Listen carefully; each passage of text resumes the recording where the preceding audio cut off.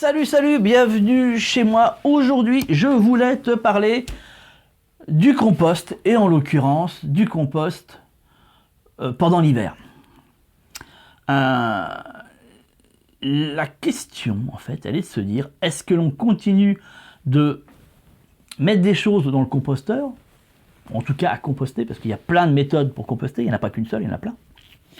Ou est-ce qu'on arrête tout parce que vu que c'est l'hiver, puis qu'il neige et machin, et on reprend au beau jour. Alors c'est ça que je voulais répondre en fait à cette question-là.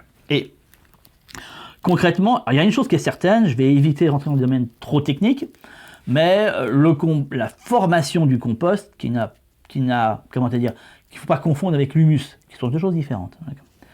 L'humus, c'est la finalité, si tu veux, voilà, c'est le processus final. Le démarrage, la décomposition primaire, qui donne un compost, qui donnera, à partir du moment où il y a certaines actions qui se mettent en route, effectivement de l'humus à la fin. Le compost, la première phase, ce sont des bactéries qui travaillent, qui vont aller décompacter la matière, la disséquer, et juste derrière, une fois que les bactéries ont digéré tout ce qu'elles avaient à digérer, tu as des micro-organismes, en fait ce sont des petites bestioles, prends ça comme ça, des choses assez microscopiques, que l'on voit bouger souvent d'ailleurs, qui vont finir le boulot, si tu veux. En gros, si tu préfères, le compost, c'est tout simplement le caca de toutes ces bestioles-là. Tu vois. Voilà. Alors, effectivement, pendant ces bestioles ne peuvent pas, évitent d'être en activité quand il fait très froid. Elles préfèrent se mettre en hibernation, un peu comme nous, tu vois, on sait ce qu'on devrait faire aussi d'ailleurs. Pas d'entre nous continuons de nous exciter en hiver, ce qui n'est pas forcément idéal, mais bon. Passons. Mais les bactéries, quoi qu'il arrive, même en plein hiver, s'il y a de la matière qui correspond à une base nécessaire, si la base est là, peu importe la saison, elles se mettront en action. Par contre, les micro-organismes, eux, il faut quand même qu'il y ait une température extérieure, enfin en tout cas au cœur de la matière, suffisamment acceptable. On l'estime entre 12 et 15 degrés, c'est à peu près voilà, dans ces ordres-là. En dessous, soit elle est peu présente, soit peu active, soit totalement absente. Voilà un petit peu. Et elle revient, bien entendu, elle commence à agir quand la température devient favorable.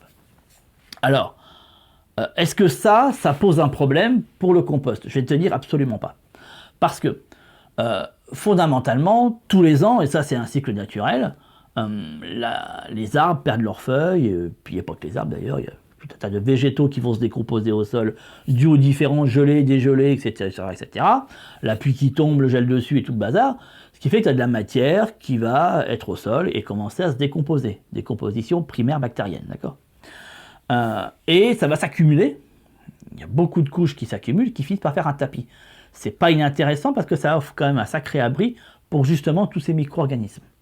Et dès que le soleil, tu as vu, aujourd'hui il fait du soleil, commence à réapparaître, eh bien la chaleur commence à réaugmenter dans la matière et tous ces micro-organismes, voyant qu'il fait un peu plus chaud et puis qu'il y a quand même une masse à bouffer, imagine-toi arriver dans un restaurant, comment dirais-je, à volonté, où tout est garni, t'as qu'une envie, ça va être tout bouffé. Bon, à un moment donné, comme on dit, ça dégueule de partout. Mais au début, c'est ce que tu vas faire. Bon, je vais vite te calmer après, mais bon. Et c'est ce qu'ils font aussi, tu vois. Ils se disent, il y a de la bouffe partout, vas-y, on fonce. Et puis, comme elles voient qu'il y a beaucoup de bouffe, puis que de toute façon, elles n'arriveront pas toutes seules, elles font plein de petits, tu vois. Donc, ils y vont, tac, machin, et à fond, tu vois. Et ils font des petits, ça augmente énormément, rapidement. C'est une des particularités de ces bestioles-là. C'est qu'elles sont capables de faire des progénitures très rapidement, avec des incubations très rapides. Et donc, du coup, ça donne beaucoup de petits qui viennent tout digérer.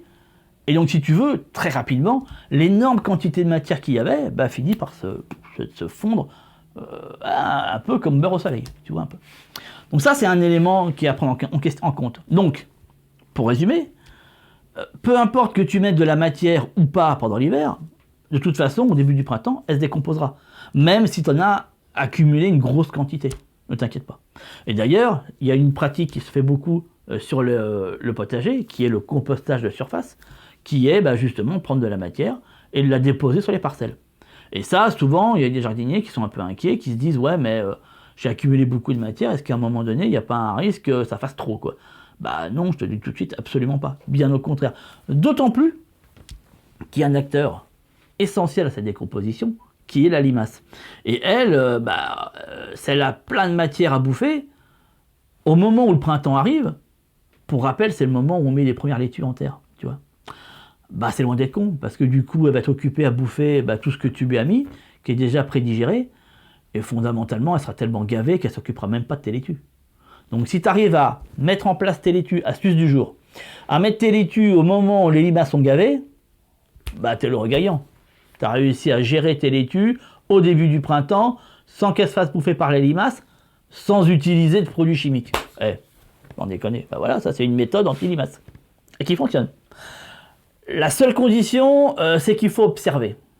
Il faut avoir l'œil un peu avisé. Ça s'apprend. Ça se développe aussi. Puis il faut prendre le temps. Il faut regarder la nature. Il faut avoir envie de l'écouter. Envie de la comprendre. Ça, c'est de l'envie. Hein. Après, c'est vrai que la facilité, c'est faut dégranuler.